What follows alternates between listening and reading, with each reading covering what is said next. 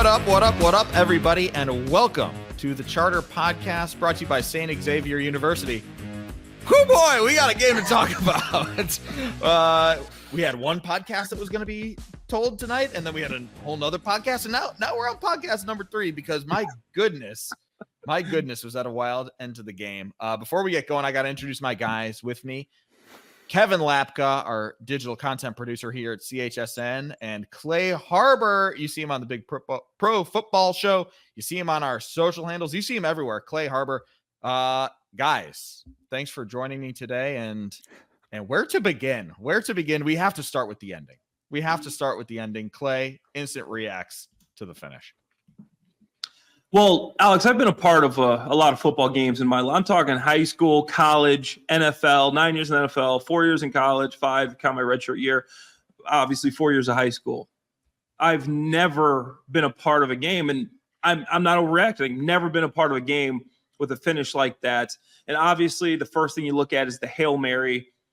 Hail Mary should never work defensively. It's literally a prayer. It's named after a prayer. It should be less than 1% chance, and there's got to be rules. Instant reaction. Obviously, we're going to talk in depth about this, and I'm going to keep it short. But the rule set there, call a timeout. You got 3. Make sure everybody knows what they're doing. Don't let your player be John with the fans.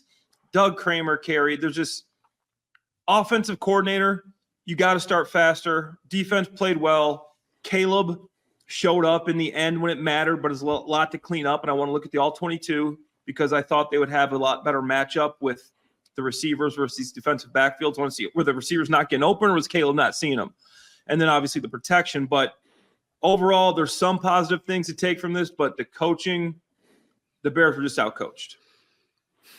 Kevin? I was like, I don't even know if I'm able to do this podcast because I'm sure you guys were the same way. I'm sitting there after that play happened. I'm frozen. I'm in shambles. I'm like, am I going to be able to get the words out of my mouth to do a 45-minute podcast here on that game? I mean, it's unfathomable. It was unbelievable. You talk about a roller coaster of emotions. I mean, that game was a microcosm of that. Like, every stage of it, the first half and what a disaster that was, and then how great they looked in the fourth quarter and what we're talking about with Caleb Williams, which we'll get to. And then that final play, it was just like, this is what it is to be a Bears fan. We've been through these moments so many times. You think about even last year, the dropped Hail Mary with Darnell Mooney, obviously the double doink comes to mind, right? Like we've been scarred by these moments, and to have another one in what feels like such an important game for this team and for this season in their hopes of making the playoffs, it truly is a crushing loss. Yeah, kind of cursed moments for the Bears against the Commanders. Obviously, last year they got the big win against the Commanders, but then you had Darnell Mooney dropping the touchdown on 4th down that would have sealed the game against the Commanders a few years ago. And 2 years ago, Bayless Jones had the muffed punt that set up the win. So, man, these Commanders games have been wild. With that ending, Clay, you touched on it, the rules of the play. And this is something that Matt Eberflus touched on after the game. There has to be someone with the guy. Like, every Hail Mary is going to look the same. You're going to have the big scrum in the middle of a bunch of guys jumping for the ball. You're going to have one receiver at the front of the pile in case it's tipped down. You're going to have one receiver in the back in case it's tipped up. And Terry McLaurin is the guy in front, and Tremaine Edmonds and Jalen Johnson do a pretty good job of covering him off. But nobody is on Noah Brown. I think, you're at the basketball game last night, Alex, over there at the Bulls game. Think man-to-man defense there, right? You got to box the guy out. You can't let him. You see where he's going. He's your man. In that situation, you don't let him get behind you, and you have specific guys that are going to be in charge of the receiver in front, the receiver behind. As an offense, I've been a lot of Hail Marys, and you practice that every Friday. You go through your Hail Mary, and you got a guy in front, you got a guy behind, and you want to tip the ball up. So besides just the fact that, yes, you got to make sure that you're allocating a player for the back guy and for the guy in front. You got to make sure you bat the ball down. Offensively, tip it up. That's all the preaching. Been a part of these in a lot of different situations. Like I said, every Friday for football practice, you practice your Hail Mary stuff. Tip it up offensively. Defensively, tip it down. You come in there, don't bat it up like you're setting up somebody to spike a volleyball. So there's so much to talk about on that. But yes, box out the guy behind you. Have someone on the player in front, and then everybody else, you're batting down, not batting up. Yeah. So 2 missed assignments there, right? And we've got to talk more. You mentioned it. There is a video circulating that our guy Kevin Lapka shared in the chat that is, I mean, my jaw hit the floor when I saw it. Fans in the stands are shooting that play, and you see Tyrique Stevenson apparently jawing with fans on the sidelines and not really paying attention for the first 3 seconds of that play. And obviously, he is the guy who tipped that ball in the air. Matt Eberflus would not say who had the missed assignment, who wasn't at the back. It's hard to tell because depending on who goes up and who stays back, right? Like it's going to be a different guy. It's not necessarily Kevin Byard. It's not necessarily Tyrique Stevenson. We don't know. But big misassignments in a big moment. And, you know, Matt Eberflus says we've practiced that play 100 times. You know what to do, but the execution, right? It's poor execution, but it's a reflection of guys not being prepared for the moment. For Tyrique Stevenson, jawing on the sideline. Bears had timeouts. You just gave up a pass play, right? How about the play beforehand that sets up the Hail Mary? You let them get this free yardage. Maybe take a timeout. Maybe settle things down, go over things, remind everybody of their assignments. These are little moments where you're saying, here's how the Bears maybe could have been set up to execute better. Obviously, the execution was poor. The guys on the field didn't do their jobs, but they could have been set up a little bit better with timeouts to spare. I don't believe Matt Eberflus was asked about saving his timeouts instead of using one in that moment. But that, right, everybody talks about the Hail Mary. It's the decisions preceding the Hail Mary that should have a little spotlight on them too. Yeah, if you could take the timeouts in the next game, maybe I can understand that. Save them for next game. No, you run out of timeouts in the game. Talk it over with your guys. Come up with a better defensive strategy. We talked about TJ Edwards really isn't doing much right there. He's kind of floating around, like making sure there's not going to be a screen pass. There's 2 seconds on the clock. You know this is the last play. Tyrique Stevenson is jawing with the crowd. Timeout. As soon as you see that timeout, like, are you not paying attention to everything on the field? Timeout. There's so many operational things, and you get down to the end of the game when the Bears scored. Yes, they drove down the field. They scored. You can milk the clock there. I don't like you have 3 timeouts. I don't like throwing the ball on the first possession. If you're trying to save time, throw the ball on the first down. Okay, you're saving time, incomplete pass. I get it. The clock stops if you don't score. In this situation, you got 30 seconds and you have 3 timeouts. You can run it, take it down to 15. You run it again, you get stopped. Okay, take it down to 10. You have 3 timeouts. Okay, clock management. I know, okay, we're thinking just score. But even if you score, you got to get the 2-point conversion, right? So if you score, the 2-point conversion is a coin flip, maybe even a little less. So if you score and you're only up 1, now it's a field goal. You got to bleed the clock. You don't know that you're going to get the 2-point conversion.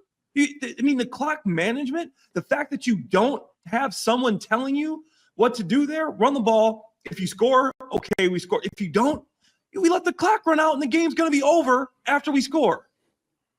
The unfortunate thing about it too, Clay, is I thought Eberflus and Waldron deserved credit in the second half, right? Especially on the defensive side of the ball. Phenomenal job holding the Commanders to field goals, bringing you back into the game. We weren't too impressed with what we saw from the offense and Shane Waldron in the first half. The second half, specifically the fourth quarter, they find that rhythm. They get in the end zone. They take the lead, right? But then you just detailed greatly right there, Clay, the ineptitude of what happened in the final 30 seconds of that game. And the unfortunate thing is, this is the common denominator when you talk about Matt Eberflus as the head coach of the Chicago Bears. And there's a lot of people in my replies on Twitter and all over the place who are now, again, they're going back to this conversation of what's the long-term outlook right now with this coaching staff after what we saw in this game and another fourth quarter late collapse where it was seemingly mismanaged by the coaching staff. And when you look at Matt Eberflus's tenure last year and this year and what's gone wrong, it's been what's happened in these crucial moments in the fourth quarter against good teams in these big time games, right?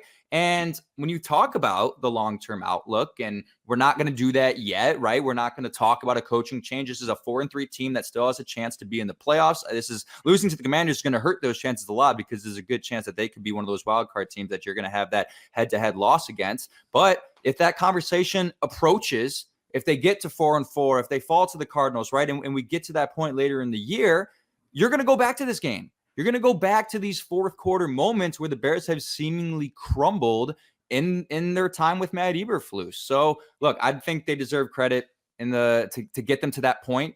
But is that not the common denominator of his tenure so far as the coach of the Bears? There have been some comebacks, but it's come up. It's come up, and obviously it's highlighted in a moment like today, where absolutely they collapse in a time where it's like it's one play, it's one Hail Mary, little freaky thing.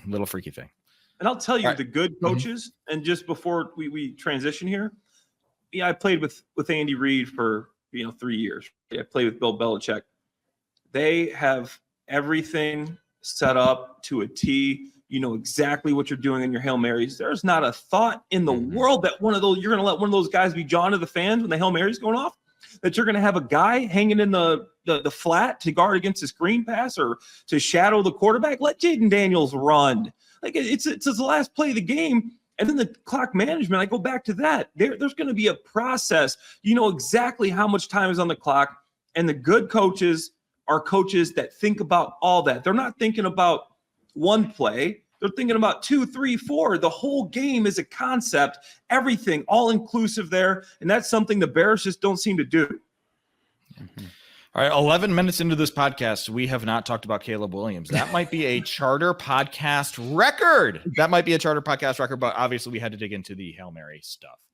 But let's turn the page to Caleb Williams, because it's kind of a tale of two moments. I wouldn't say tale of two halves, but there's the beginning of the game, the first 50 minutes, Caleb Williams, and then there's the end of the fourth quarter, Caleb Williams. His final line, 10 of 24. That's 41.6% completion percentage. Obviously not very good. 131 yards, no touchdowns, no interceptions, and nothing was working. He appeared to be on a different page from his wide receivers throughout the night, was overthrowing wide receivers at different points, wasn't making the layups, wasn't making the deep shots. It just wasn't working. And then when the Bears need him to be great, what did he do? He started making plays, and he put them in a position to win that game. Not once, but twice. He let them down to the goal line once, didn't work out, shook it off, came back, and then, yes, they did get the touchdown. And that is something that we did not see consistently. We haven't seen consistently, period, in a very long time from Bears quarterbacks. And he continues to kind of rise to these moments. So, Kevin, I'm going to start with you right here. All of it. Is Caleb Williams him? Is he the guy? How do you internalize this performance from Caleb Williams? I love that question. And I will say this about this game. I think we learned more about Caleb Williams in this game than the last 3 games individually. I really do. Because we know that this is a league where you're going to have tough games. You're going to play good teams. Someone's going to have you figured out. This is what happens in sports. This is what happens in the NFL. Not every game is going to be 35-14 sunshine and roses, right? You are going to go through struggles. What are you going to do when you're faced with adversity? You have a chance to come back, go down and win the game in the biggest moment after the entire game has gone against you. What are you going to do in that moment? Are you going to show up or are you going to crumble, right? And this was a dude who proved why he was the number 1 overall pick, because he showed up. He made every play he needed to make. Obviously, had a lot of support from DeAndre Swift down the stretch, but he got it done. And those are the things that you look for when you talk about not just a guy who can win you 10 games. When we talk about a guy who can win you a Super Bowl, that's the standard here. That's what we're trying to figure out about Caleb Williams. Can he be a guy that can win you a Super Bowl? And it's moments like this in the fourth quarter today where you saw some of those flashes and you saw the signs, you saw the makings of what a good quarterback does, a guy who can go out and win you games and win you a Super Bowl. And before they lost this game, and I was writing my notes about what I thought was going to be a Bears win, it was this game felt very Chiefs-esque to me when it comes to the last couple of years of the Kansas City Chiefs, right? It's like an ugly game. Defense is dominating. Mahomes sometimes hasn't been playing that well the past couple years. But when it comes down to it, no matter who the opponent is, in the fourth quarter, they have the guy at quarterback, they show up, and they just win. And they just rip your heart out in the final minutes of the game. And I thought that's what was going to happen. I thought that's what he was going to do. And he did, right? He did everything that he could. Yeah. But would you guys, Clay, would you agree with that? From what we saw in that final couple minutes, you learned a lot about him as a quarterback, or is it too early? No, I think you're right there, Kevin. I love that analogy. You're looking what the Chiefs are doing right now with Patrick Mahomes. A lot of times it's not going to be pretty. A lot of times it's going to be an ugly game. You're going to have to come back at the end. And he shows resilience. And that's the number one thing I want from my quarterback. A guy, if you're starting ugly. He missed some balls. Like we saw it even on the TV copy. There were some open throws there, back shoulder to Keenan Allen, across the middle behind Keenan Allen, Rome Odunze. Like he missed some throws early. And obviously we'll get into some of the protection and offensive line stuff too. But like you said, Kevin, I want a guy at the end of the game is going to go down the field and lead his team to score. That's not easy in situations. It's fourth down. He sees the one-on-one matchup. He throws it to Keenan Allen. He gets that pass interference. That's a big-time read. That's a big-time play. After a couple of questionable calls, back-to-back quarterback runs on second and third down. Hey, what are we doing here? I know you want to pick up the extra blocker and use that extra blocker. Maybe you're going to get some extra yards. The back-to-back quarterback runs, and you leave yourself one opportunity to get the first down, and he delivers. That's a quarterback to me that shows a lot of resilience. That is a guy that can come back in any situation, in a away crowd, hostile environment. So that is very encouraging. Obviously, I want to figure out how we get him to start faster. Is that something with Shane Waldron? Is that something to do with the offensive? Like, what are we doing here to have 33 yards in the first half? We got to start faster, okay? Great adjustment. I love what you did in the fourth, but start faster. But like you said, Kevin, the main thing is the resilience, that he was good enough at the end of the game to put the Bears in a situation where they should have won. This is less than 1% chance. They should have won the game. It should have been over. So he did do his job at the end of the game. To underline Clay's point about the Bears need to start faster, this was the 5th time in 7 games that the Bears have not scored any points in the first quarter. And the first quarter is typically when you're thinking like you can use your scripted plays. You can use what you've practiced to get out to an early lead, or at least match an early lead. But Clay, I want to bring it back to Caleb Williams and this idea that, okay, fourth quarter, nothing's gone right, but he's figured it out. He's put it together and he's making the plays. You've played with a lot of great quarterbacks. Drew Brees, Tom Brady, Matt Stafford. I'm sure I'm forgetting other guys. What does it do for you as an offensive player, when your quarterback does figure it out in those fourth quarters? Is this something where the rest of the Bears go, okay, he is a guy that can put it together in the fourth quarter? We're never out of it. What does that do for the confidence of a group, of an offense as a whole? Here's what it does, and this takes me back to 2016 when I was with the Lions. And I think it might have been a record, but we just had comeback after comeback after comeback. We were like 3-7. We ended up rolling off victories to go to 9-7. And every week we were behind, and Stafford brought us back. We'd start slow. And the thing it does to as a team and as a player is it gives you that confidence that you are never out of a game. It doesn't matter how slow you start. You have a confidence, and it builds with your entire team. And it starts with that quarterback. Okay, we got Matt Stafford. We know we can go and we can get this thing turned around. He's done it before. We believe he'll do it again. And that reverberates throughout your entire team. That's not just your offense, but also your defense, your special teams, your whole sideline. You believe you can still pick this thing up. So you feel like you're never out of a game, no matter how far behind you are. And that's what I'm seeing from Caleb Williams, some of those Matt Stafford comeback scenarios that I witnessed personally in that team. And I know how that can get a roster, a team behind you, and help you win these close games. And we know in the NFL, everything's not going to be pretty. But I do love that Caleb is a guy that's showing he can come in the fourth quarter and win those games. It means so much to a team to know that you're never out of it. All right, we got to talk about the other extremely controversial moment, the extremely controversial call. That was the handoff to Doug Kramer that could have put the Bears ahead, but he fumbled at the goal line. Now, if you check the tape and you listen to not too distant past episodes of the Charter podcast, this play felt inevitable to us. We talked about it a lot, that the Bears had used Doug Kramer as this fullback, and then they were running Roschon Johnson behind him, and then they were running Roschon Johnson away from him, and then it just felt inevitable. They threw off it, and it felt inevitable that the handoff was coming. And sure enough, the handoff came, and it came in a really, really big moment. So, unpopular opinion from me, I don't hate the play call, because we know that the Bears have practiced this a bunch. And I bet it worked a lot in practice. And I don't know if they had handoff issues in practice or not, but this is something that they for sure drilled. But you can definitely argue that, hey, maybe this wasn't the right time to pull that out of the bag. But Kevin, I'll tee you up for this. Just what was going through your head when you saw the Doug Kramer carry and then the Doug Kramer fumble to handoff? I mean, it was immediately like surrender Cobra. I was, what are we doing, man? And I'll tell you this, Alex, and I texted you this. It's one of those plays where if it works, everyone loves it. They'll create a funny nickname for it, and it'll be all over social media tomorrow. And they'll call him the mini fridge. Is that what they were calling it, the mini fridge, right, or something like that? Exactly.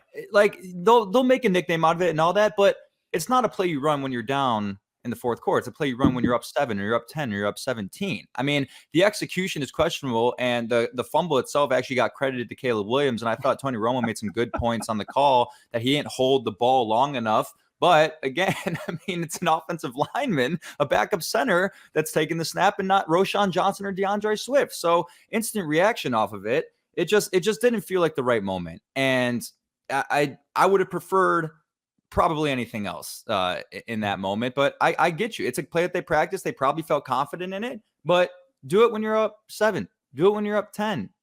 On the road, in that type of game, that type of atmosphere, in that moment, it's too early. Guys. I absolutely hated the play. I was after the play call. I'm like, I'm ready to demote Shane Waldron. Somebody else call the plays. I'm sorry. It was that bad of a play call to me. Here's the main reasons. Okay, first, let me start with this. It was unfair to Doug Kramer. Doug Kramer is a backup center. Okay, you know how hard it is to come into a game, especially a close game. I was a backup tight end. When a close, tight game, you get your number called, you're cold, you haven't been on the field, you're not in the flow of the game, big crowd, 1-score game, you're going in trying to score this touchdown to take the lead, and you're going to hand this guy the ball. Second-year player, backup center, isn't even in the game flow. No. Okay, and then secondly, if you want to do this call, which Alex, like you, I'm thinking if you do something off of it, do a play-action pass.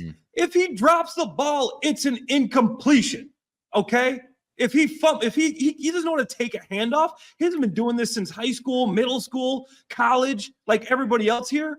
If he drops a pass, it's an incomplete pass. You can take the next snap and go and score a touchdown. If he fumbles the football, it's their possession. It just made no sense. You're trying to be too cute, and it's third down. You have 2 snaps. Bring your big personnel, and we've seen how effective this play call and this personnel grouping has been. Don't get too cute. Run the power, pull the guard, down block with the tight end and the tackle, and score the touchdown to Roschon Johnson. I can't believe Shane Waldron made that call. And I can't believe Matt Eberflus, when he hears it go over the headset, it's like, cool. If I'm Eberflus, Shane Waldron goes, all right, we're going to do the Doug Kramer hand. I don't know how the 32.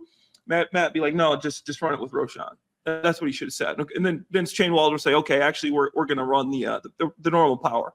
That's on Matt Eberflus as much as it is Shane Waldron, in my opinion. You got to veto that, man. You're the president. He's the vice president. You got the veto power. Awful call, in my opinion. I'm sorry. It was more trouble for the offensive line besides just that one moment. A lot of injuries on that line. Braxton Jones went down. Karan Amagaji comes in to play left tackle and struggled in pass pro. He did have the big block on the DeAndre Swift touchdown, which was good, but that was a tough intro to the NFL for Karan Amagaji. And then Tevin Jenkins was in and out. Bill Murray came in for Tevin Jenkins. Bill Murray went down. So Doug Kramer was playing left guard for a little bit. Then Tevin Jenkins went back in, and then Tevin Jenkins got hurt again.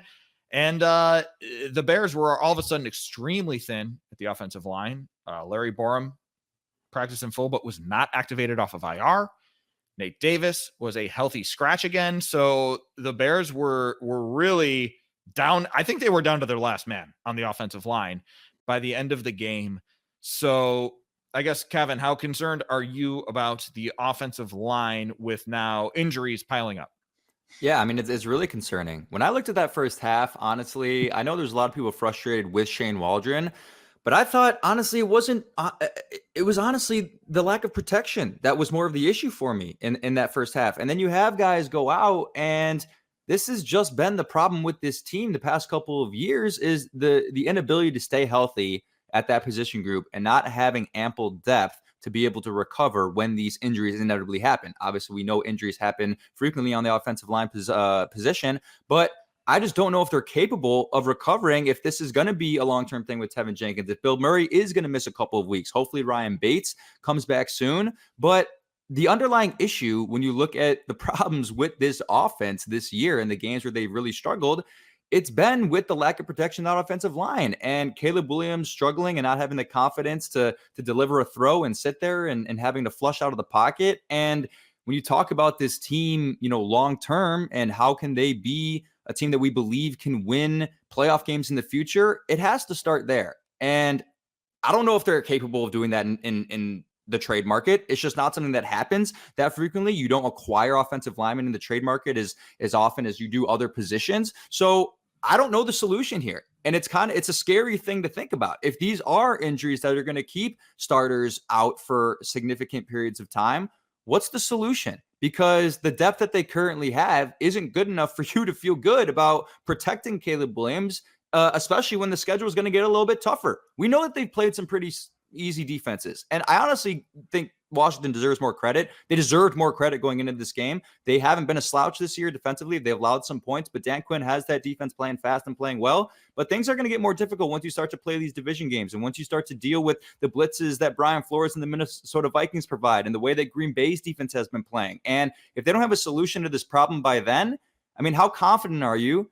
that this is a team that can win enough games in the division, get into the playoffs? Because I don't know how confident I am if these injuries are gonna keep coming up. Yeah, Alex, you first thing, personnel, right? You said it. Larry Borom just came back from IR. He practiced full on Thursday and Friday. Okay, so to me, he's ready to go, right? Is Larry Borom, if he's practicing in full, he should be able to play. Kieran Amagaji, okay, I feel bad for the guy because here's the deal. Kieran Amagaji was put in a no-win situation. This guy didn't even, Alex, you were there at training camp. This guy didn't even play in training camp. He was injured all the training camp. He hasn't had any live NFL reps. He's been doing practice during the season that's not live. This is just scout team scripting stuff. So, okay, you run the wrong way in the zone a couple times. You get beat a couple times on pass pro, but good coaches have contingency plans for everything. Okay, if Braxton goes down, here's what I'm going to do. I'm going to get Mercedes Lewis. He's going to be in the hip pocket of Kieran Amagaji. That's how we have a game plan for that if that happens. The good coaches have contingency plans for everything like that. So he was put in an unwinnable situation. Obviously, you want him to perform better. And roster-wise, why wasn't Borom up? That's an issue, okay? And now with the injuries moving forward, I'm not as worried. I'm worried about it. Like Kevin said, that the protection hasn't been good, and a lot of the problems this offense has been from the protection. But you have Larry Borom coming back, hopefully. So he's a guy that we know is not a great tackle, but he's serviceable. You got Nate Davis. We don't love Nate Davis, but he is a veteran. He's a guy that has played in the league. So I don't think it's going to get a ton worse than what it is right now, even with the guys you got coming back and the guys who got injured until they can come back. Obviously, it'll be a little bit of a downgrade, but I don't think it's going to be a disaster because you got veteran guys that have played coming back. But like Kevin said, the biggest issues with this team have always come when there's pressure and breakdowns on the offensive line. So cleaning that up, putting them in better positions, and just having plans, man, like putting Mercedes Lewis or chipping. When you see Kieran Amagaji come in the game, this guy's had no full-speed reps in the NFL. Obviously, he's going to have a tough game. I was seeing it on the TV copy. When we see the All-22, it's going to get tough, but that's my thoughts on the O-line. Yeah, there were definitely moments, I agree, where it seemed like they could have helped Amagaji out a little bit more. And you just wonder if Nate Davis is up, do they do something like move Matt Pryor over to tackle? But because Nate Davis isn't up and Bill Murray gets dinged up immediately, if their hands were essentially tied by the end of that game. But I mean, it is worth calling into question the personnel decisions to leave Larry Borom on the IR instead of activating him. We touched a little bit about the Washington defensive line, and I just want to shout out Johnny Newton, who had a phenomenal game. This is a guy who, wasn't busting off the stat sheet. I incorrectly tweeted that he had his first career sack against the Bears early in the game. It actually was not a sack. It was a TFL, but he did have 3 QB hits. So he made his impact felt, and he was the guy who had that fumble recovery. So Johnny Newton, former Fighting Illini, had a big day, the rookie, for the Commanders defensive line. We do have a silver lining of this offense, though. DeAndre Swift showed up, and when the Bears needed a spark, he was that guy. 18 carries, 129 yards. That's good for a 7.2 yards per carry average. He had the touchdown that we talked about with Amagaji out in front, but interestingly, no catches. And that's something that stood out to me because he had been really, really effective as a receiver out of the backfield. I'm not even sure if he was targeted. Let me look that up for you. No targets for DeAndre Swift as well. Curious after he had been so effective. Clay, just your thoughts on DeAndre Swift's day on the ground. He's just showing that he's a playmaker, man. You got to get the ball in his hands. And just when you give him the ball in space, you want to see some more screens, get him out and create those mismatches. He's a guy that can play in the slot. He can play out wide. I love his game, and he just seems to be getting better to me. He's getting more comfortable with this offensive scheme. He's really figuring out how to fit into this offense. He's doing such a great job. That play, he's jumping over guys. He's running over guys, and that's not his forte. But I'm really excited about what DeAndre Swift is bringing to this team, and I think he's going to continue to do that. The main thing, obviously, is let's get everybody else involved. I don't think Cole Kmet heard his name until the fourth quarter. Obviously, you want to see more Keenan and DJ. We hope DJ's okay. But Swift has become a playmaker these last 4 games now. He's as good as any running back in the NFL. And I don't feel like I'm over-exaggerating when I say that. He's been that good. As a DeAndre Swift fantasy owner, I was very happy, very content with the day that he had. I mean, I was like, let's go, dude. He's making plays. But this is, I mean, we talked about this before. I think it was a couple of weeks ago. I was on the Charter podcast with you and Edgar, Alex, and we were talking about this might be the most explosive player on the offense. You talk about a guy with serious game-breaking ability.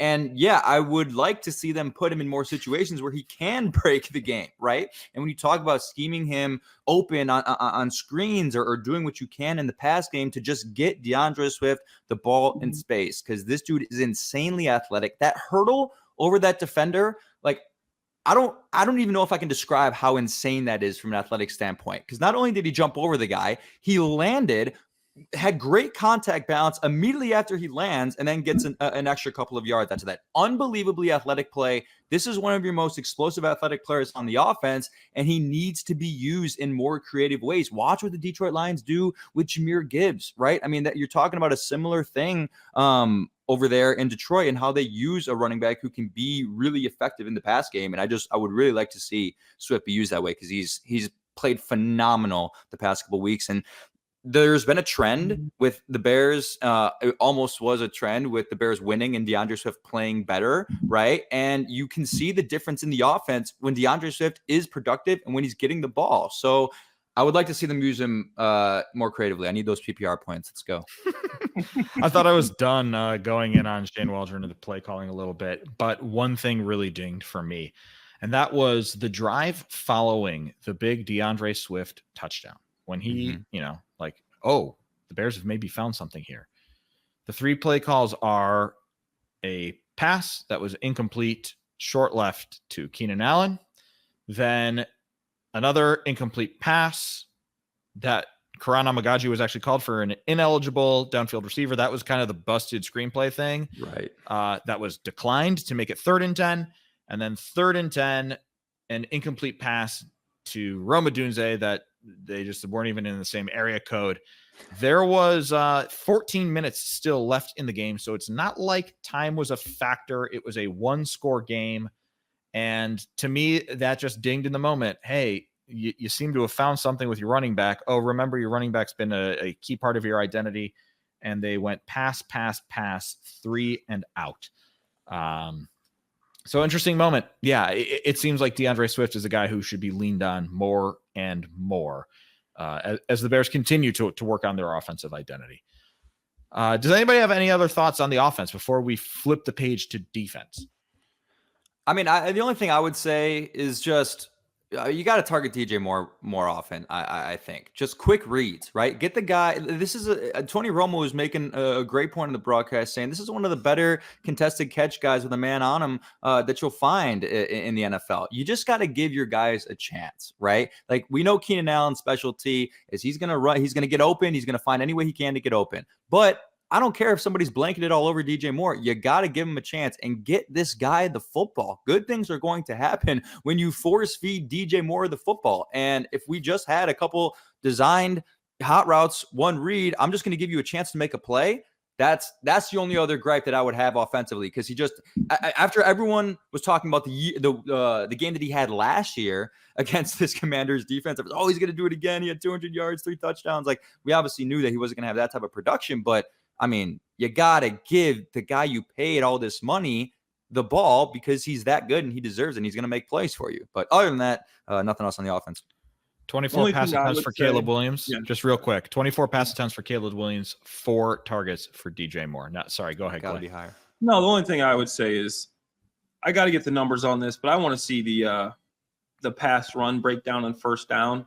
To me, it seems like you need to mix it up a little bit. It seemed like every first down you're coming out, you're running the ball, a zone right or left, or I mean, maybe the power, but you're running inside zone or inside run or something every first down. And the best time to pass a lot of times is on first down, because if you're behind the chains now the defense knows what you're doing and you're kind of letting them dictate the game. So come out throwing a little more. Obviously, you want to establish the run, but if you do some nice ball control passes, stick route, intermediate passes, and then you come back on second down with a run, I think you can mix it up a little better. And that was just something when I'm watching this, I'm going, man, tendency right here is there's a lot of runs on first down that I would like to see Shane Waldron mix that up and keep that about 50-50.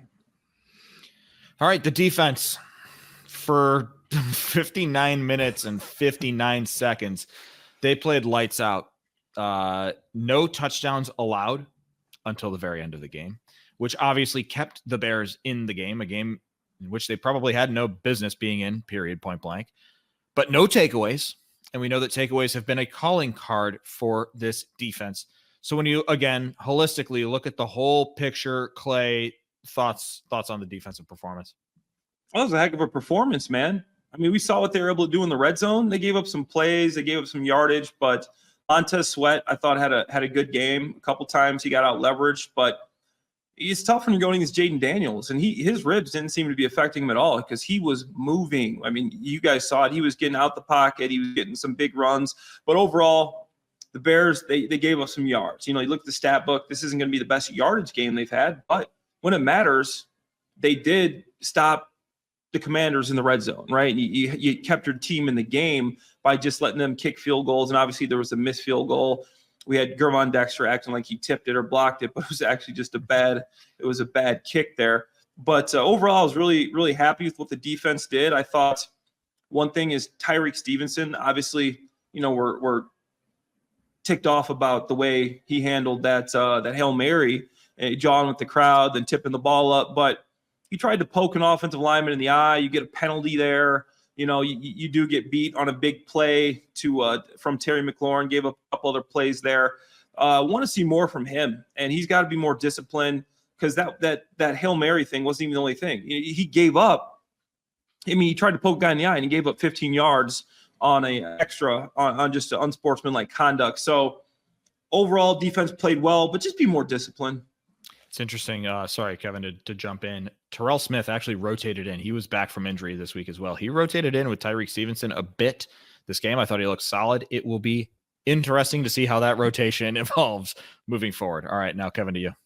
Yeah. I mean, not much on the defense. Obviously, phenomenal job keeping him out of the end zone. But I thought early in the game, especially, you could see the difference without Kyler Gordon and Jaquan Brisker, right? And for me, it was just the speed in which they played, right? Like those guys bring such physicality, such speed, such athleticism to that defense, a younger presence to that. And I felt like that was lacking in the first half, especially up front, and just rallying to the football and allowing the Commanders to get down the field with ease. And a lot of times when you saw Jaden Daniels get out, right, and try to, go run for a first down. He had a linebacker there. Maybe in other situations, if he's healthy, that's Kyler Gordon, who's able to track down Jaden Daniels and prevent a first down here and there. And I was just kind of crunching the numbers because I was like, I feel like when I'm watching this and I'm putting this in my head, like Kyler Gordon is sneakily one of the more valuable players on this team. And last year in the 4 games without him, they were 1-3. They allowed 29 points per game. And then the 13 games with him, they only allowed 20 points per game. So obviously, I mean, it not necessarily correlation there, but I think you could definitely tell the difference in the speed of that defense without those 2 guys on the field. But other than that, phenomenal job, of course, until those final 3 seconds for that holding. I also think you could argue there's a correlation there. This is a guy who is an important piece of the middle of that defense in pass coverage. And then also, I mean, he is always sticking his nose in the run game. You find him around the line of scrimmage. He makes plays. He's a good open field tackler. So yes, no, that's a big loss. Josh Blackwell is a good player, a great backup, like probably the exact backup you want. You can put him in there. You feel good. But Kyler Gordon is a different type of playmaker. So they absolutely miss him. A few other things that just stood out to me. I'm interested in seeing the snap counts for this game because I thought Austin Booker was out there earlier and more often. And I thought that he was noticeable. I mean, we've seen the pursuit. That's no mistake. But he had his hands in the mix with a lot of plays there. So interesting to see if Austin Booker was actually playing a lot more. And then just want to shout out one Matt Eberflus adjustment that I thought was solid. We've given Matt Eberflus some fair criticism, but this is something I thought worked. He started to bring TJ Edwards in as a blitzer. And it worked for a little bit, but then the Commanders kind of figured it out and adjusted back, and Jaden Daniels was beating them. And then Flus kind of took his foot off the gas pedal and stopped bringing TJ Edwards. And then we saw him bring Josh Blackwell instead. So that was a little chess game of where's the pressure coming from that I thought was fun to watch throughout the evening. You should have brought TJ Edwards in as a blitzer on that final play, I guess. Maybe. Okay, fellas, it's time to hand out our game balls, and it feels tough in a game that looked like the one we watched on Sunday today. But Clay, who's getting your game ball for the Chicago Bears? DeAndre Swift. I mean, we talked about him. This 4 or 5 game stretch he's had, he's really turned into one of the best playmakers in the NFL. And like I said, I'm not exaggerating there. He's become a weapon, jumping over guys, running around guys, just doing so many special things. And he's become a guy that reminds me a little bit of a former Bear. It's like Matt Forte. He can catch the ball. He can run the ball. He's very elusive. He's just a guy that does everything, and a guy that when I'm blocking for him, if I'm a tight end, if I'm an offensive lineman, this guy's got big play capabilities, and he's going to make the most out of these runs. And after his start to the beginning of the season, it's just really good to see this guy making plays and becoming what we all thought he could be when Poles signed him, was his first signing of free agency. So that's really cool. He gets my game ball, heck of a game, tough guy, love the way he plays the game. Lapka? Yeah, I mean, I was going to go with DeAndre Swift as well. That's obviously the clear and easy answer. He was the best player on the team today. But I will give a little shout out, a half game ball to Keenan Allen. I know the stat line isn't insane. It's only 2 receptions, 39 yards. But there were moments when they really needed him. And if they won that game, we're going to go back to that, to drawing that penalty. I mean, that route was absolutely gorgeous. A little stop and go route, a little double move, gets free. Defender has no choice but to hold him back. That led him to get to the 1 yard line to get to that touchdown. If they were to have won that game, that would have been the reason why he continues to prove his value for a young quarterback, just being open in big situations. So we'll give a half game ball to Keenan Allen for being the veteran guy he is and doing a great job in those key moments. Somehow every time we do this, Caleb Williams is left to me. I don't know how this keeps happening, but Caleb Williams is still left for me. Listen, the beginning of the game was ugly. Enough. The beginning of the game was really ugly. There were the miscommunications. The operation didn't look great. But in crunch time, he stepped up his game. He was an elevator. He was a multiplier. He made the guys around him better, and he did everything that he needed to do to put the Bears in a position to win when it mattered. So for those intangible moments, those moments when the gloves are down and it's time to perform, he rose to the occasion. Caleb Williams, you're getting my game ball. And I kind of want to give an honorary mention as well to Tremaine Edmonds, because the Bears defense was kind of getting gashed for a little bit. They couldn't stop a whole lot. And then when they got themselves together, Tremaine Edmonds was just in the middle of everything. He finished the game. Let's see. He led the team 10 tackles. That is something we kind of expect TJ Edwards to do, is be the guy leading the team in tackles. Tremaine Edmonds was there. He was making big stops when it mattered. So honorable mention, Tremaine Edmonds. We haven't said your name yet today, but he had a pretty good game. Okay, up next for the Chicago Bears are the Arizona Cardinals. And Cardinals are kind of on an up and down roller coaster ride as well. Today, on Sunday, they beat the Dolphins with a last-minute field goal to improve to 4-4. Kyler Murray of late playing well, looks good. Marvin Harrison has been up and down. He was looking good on Sunday. My question for you guys, and we'll start with you, Kevin, is this a must-win game for the Chicago Bears? Honestly, I don't want to be that guy who's week 8 or week 9 next week talking about must wins, and I think it is. I honestly do think it is. And it's not, it's because of the landscape of the NFC, right? It just is. You have a very unfortunate loss on your schedule now against the Commanders. I have a very bad feeling that they could legitimately be left out of the playoffs because of that game. And I think that's why this is stinging so hard for a lot of us as Bears fans, is because that head-to-head matchup, we know the Eagles are very capable and could easily win the NFC East, and so could the Commanders, but I think a lot of more people would pick the Eagles to win that division just because they've done it before. They have the veteran quarterback. They've got more of a presence, right? And if it comes down to it, you're going to need an extra win over a team, that is now 6-2 in the Washington Commanders. And if you fall to 4-4 and you still have to play the Detroit Lions twice, who look like maybe the best team in the NFL, the Vikings, who have lost, 2 in a row, but are still capable of beating you. The Packers, who just continue to win regardless of who's at quarterback. Yes, they have to win these games that they're favored in. They have to win these games that they're expected to win, because once that division gauntlet comes, things aren't getting easy. And the final seed in the NFC is probably going to be 10-7. 9-8 won't cut it. And it'd probably be a battle between a couple of teams at 10-7, and maybe the Cardinals are one of those teams as well who have been playing well. So you cannot afford to lose to another NFC opponent who could be in the running for the wild card. You're back at home. You absolutely have to win this game in week 9. They are back at home, right? Did I get that correct?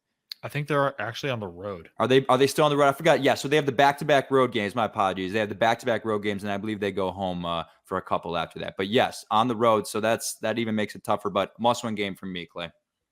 Yeah, I can't. Not much to add right there. You covered it all. If you're looking at the wild card, you said it. Washington, Philly. I think Philly's the favorite right there. So Washington be a team that you want the head-to-head against. Now they got you. Okay, Arizona's a team that's going to be in contention for a wild card spot. You got to get the win there. That matters, and you got to start looking at the schedule coming up when you're moving into this division. It's going to be really difficult moving forward with the rest of the schedule. So you got to get this one. It's got to happen. It's not going to be easy. Kyler Murray, Marvin Harrison Jr., Trey McBride is just balling out. You saw what he did today with the 9 catches, 124 yards, a National Tight Ends Day. Shout out to the tight ends out there, Trey McBride. But it's going to be a tough one. Going out there, they're playing well, like you said, up and down, but big win against the Dolphins with Tua. So that's a little bit better win than it has been in the past. But Kevin, you said it perfectly. With the way the wild card is shaping up, the way the NFC North is shaping up, with the Lions running away with things, the Packers not losing. We know the Vikings are still a solid team and formidable. So you have to get this game. Gentlemen, before we get out of here, any thoughts? Final thoughts? Yeah. Honestly, this one's going to hurt. Like we can acknowledge that this one's going to hurt. When you go into work on Monday, you go into school, whatever it may be, whoever you are listening to this, it's going to hurt a little bit. It's going to hurt a little bit when you wake up in the morning and you get turned on Sports Center, and that's going to be the thing that's playing all day, right? But at the end of the day, right, we talked about the key takeaways. It was a game that they weren't supposed to win anyway. If you really want to go back at it, if you just turned it off at halftime, you might have been better off, because you weren't expecting them to win, and they didn't deserve to win. So I guess that gives you some consolation. But again, we saw the growth from Caleb Williams. We saw the things that we believe make him the potential franchise guy who can hopefully lead you to the promised land years from now. And you have winnable games coming up. and you're not under 500, right? Like let's go back into reality. Let's put things into perspective. You're 4-3. I know you're last in the division somehow because this division is insane, but you're right in the mix. You take care of business the next couple of weeks, you can be 6-3 going into that division gauntlet. So the best is still yet to come, we believe and we hope. And we saw a lot that we still like from this team and gives us confidence that they can still turn this thing around and be a playoff team. So the sky's not falling. We'll be all right, guys. We'll be all right. No, I mean, that's well said. Once again, Kevin, you took the words out of my mouth right there. It's like, you look big picture. Yes, the Bears are 4-3. But what you did get to see is you got to see Caleb Williams again, showing his resilience and that he is a guy that can start slow and finish games. And you know that he's going to have some game-winning drives in the past, because this should have been one of those game-winning drives. I mean, we saw that with them scoring with only 20-something seconds left. And defensively, you have a championship-level defense. So if you figure out a way to get this offense squared away, the offensive line blocking a little better, I think you're close to where you want to be. And overall, there are some positives to take from this game. But, the sky isn't falling. I still think you go and you get a win in Arizona and things are looking good. I just got to finish with this hilarious text that my dad sent me. He's been a Bears fan forever. I tweeted this, but he goes, "Come on, man. I've been watching the Bears since 1965. First of all, he hasn't been watching since 1965. He was born in like 59, 58. So it's like maybe he's watching it when you're 6 years old, but how much you're really watching it?" He goes, "This is the worst, most shocking loss I've ever seen. I quit. No more Bears. After 60 years, I'm done." He goes, "What a disaster. Sell the team to the Duttons in Wyoming and call them the horse bleep Wyoming Bears." So I just had to share that for my dad. Whoa. If you know the Duttons, it's that TV show. I forget, with Kevin Costner. I forget the name of it. Yellowstone. There it is. And he wants to sell a team to the Duttons out in Wyoming. But the sky's not falling. I'm going to give him a day. I'm going to call him. I'm going to talk him down. Keep him on the Bears train, because we still got the rookie quarterback. He still did the game-winning drive that should have been. So there's still some positive stuff here. Bear down. I can imagine that's a text many Bears fans have received from their fathers many times before, because I can think of a handful of Bears losses. I mean, this one was bad, but I mean, we talked about another one, the dropped Darnell Mooney touchdown just a couple years ago. I mean, there are so many bad losses that we can choose from. Maybe that'll be Wednesday's episode. Where does this rank among worst Bears losses? That's great content, Alex. That's great content. It's sad that you can make a segment out of it, but we could make a segment out of it. I bet we could do a full top 10. Yeah, that's good content right there. Here's kind of what I was thinking. And I was talking about this with my wife on the couch as the game was unfolding. This felt like, if the Bears had won, this felt like it could have been a win that propels a playoff run, starts a deep playoff run, similarly to like the Cardinals game when the Bears ended up going all the way to the Super Bowl, right? Like, that's one of those greasy, gritty wins that can make you go all the way. I was feeling better about this, Alex, making me feel worse again. But what instead we have is another opportunity to see how the Bears respond to adversity. We knew going in, we said it a billion times. This season was going to be a roller coaster. New offense, rookie quarterback, a lot of moving pieces, question marks on the offensive line. We knew it was going to be a roller coaster. Here it was. This was the roller coaster. We watched it. Now, we've seen Caleb Williams respond to adversity mid-game. He did it on Sunday. He responded to adversity, and he came out the other side and looked pretty good. Now, how do you respond to this type of adversity? How do you respond when you've done everything you're supposed to do and you give your team a chance to win, but some of your teammates let you down? And how do you respond to that? What does that look like? So it's just another litmus test moment instead that we get for Caleb Williams and the Chicago Bears. Could this have been a catalyst? Yes. It wasn't. They lost.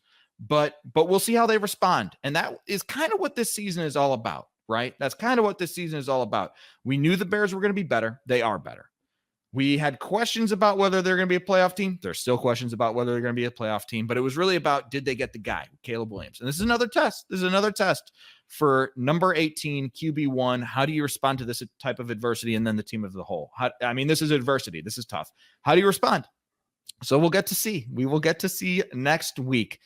So thank you to everybody for listening to the Charter Podcast, brought to you by St. Xavier University. Hope this little group therapy helped you. As Kevin Lapka said, if you're on your way to work on Monday and you're feeling the sting, hopefully just listening helps you on your day. The roller coaster ride is going to continue. There are going to be more ups. There are going to be more downs, and we appreciate you for sticking with us all the way. So once again, for Kevin Lapka, for Clay Harbor, I'm Alex Shapiro. Thank you for listening to the Charter Podcast presented by St. Xavier University. Have a great week, everybody. It was a tough L, but go have a great week. Bears are back next week.